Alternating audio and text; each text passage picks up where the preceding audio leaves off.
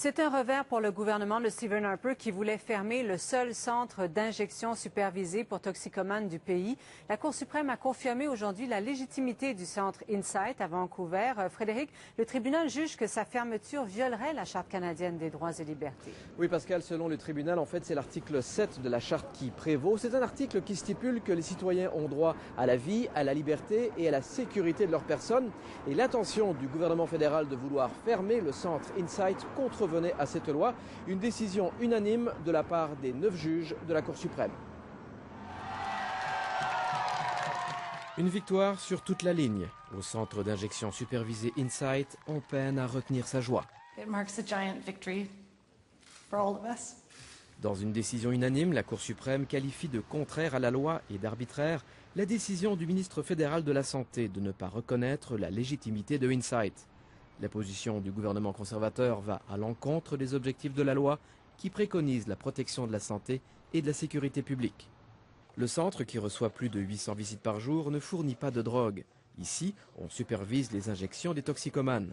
Insight est bien organisé, dit la Cour suprême, et l'expérience semble concluante. Conséquence, Ottawa doit le laisser ouvert et le mettre à l'abri de toute poursuite légale. Pour celui qui a mené la bataille devant les tribunaux, le centre a permis de sauver bien des vies. En 8 ans, dit-il, grâce à Insight, 72 toxicomanes sont encore vivants. C'est le cas de cette toxicomane qui, sans Insight, dit-elle, ne serait pas là aujourd'hui pour en parler.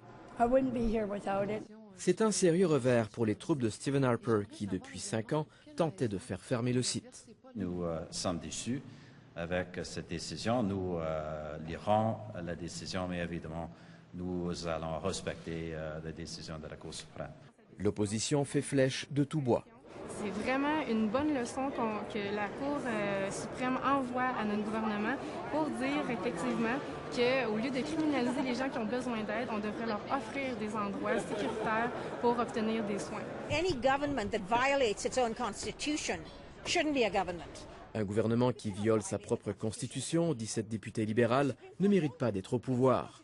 Les défenseurs du centre veulent maintenant passer à l'étape suivante.